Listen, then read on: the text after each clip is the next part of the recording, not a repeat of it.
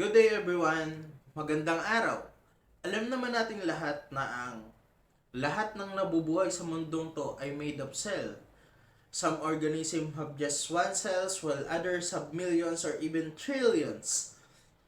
At lahat ng to ay nakapaloob sa dalawang malaking kategorya. Yun ang prokaryotic cells at saka eukaryotic cells.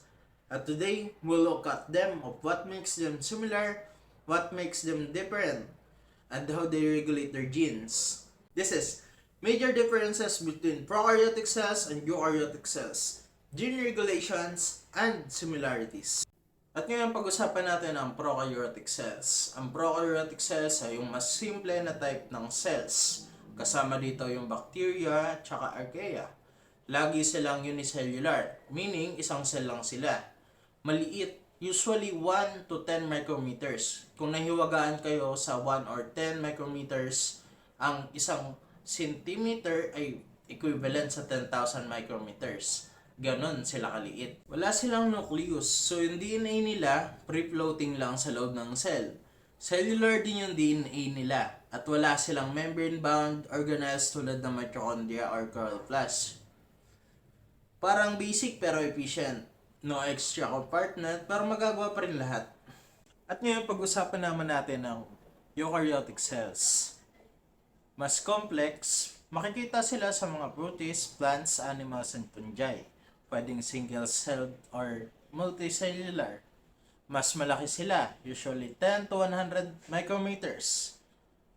Meron silang true nucleus, which is pwede silang mag-store ng linear DNA. Marami din silang organelles like mitochondria, chloroplast, at Golgi apparatus. Dahil dito, mas organized at mas specialized ang trabaho ng bawat parte ng cells. Kahit magkaiba ang prokaryotic cells at ang eukaryotic cells, may mga bagay pa rin silang pareho since parehong kailangan ng life essential.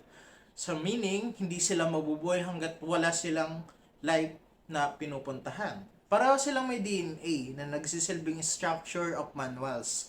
Pareho ding may ribosome para sa mga protein building.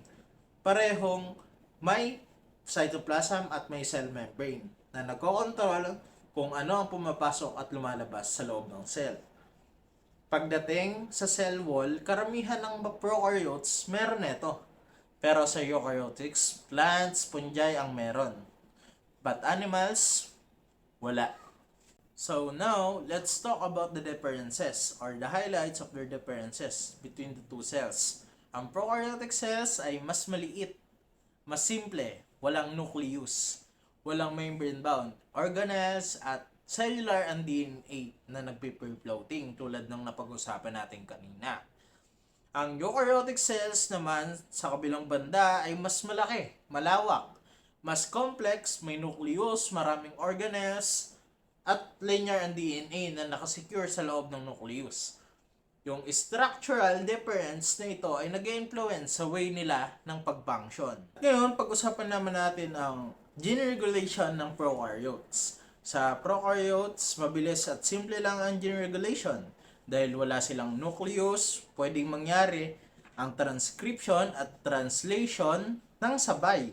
Gumagamit din sila ng operons kung saan multiple genes pwedeng i-on or i-off in together. Perfect ito for quick environment changes.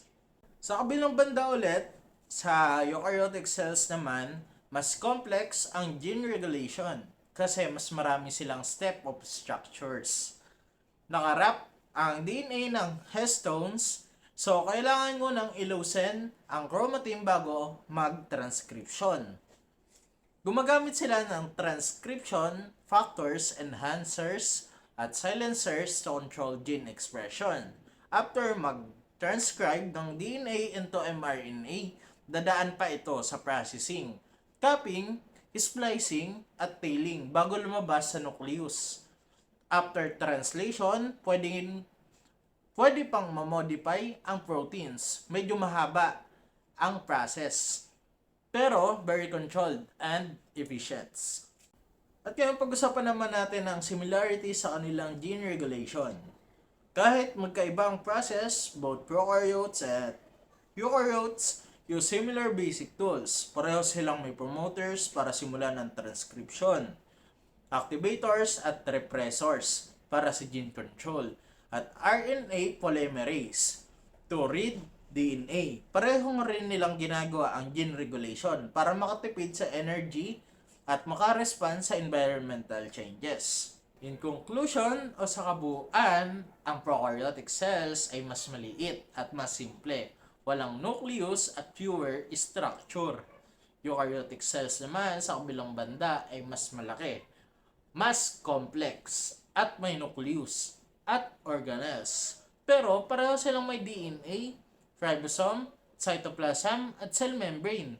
Dahil sa differences nila, magkaiba rin ang paraan nila ng gene regulation. Understanding all this help us appreciate kung gaano ka-diverse at ka-amazing ang life dito sa Earth. At yun lang. Ako si Genoel Gubat, representing Group 4. Thank you!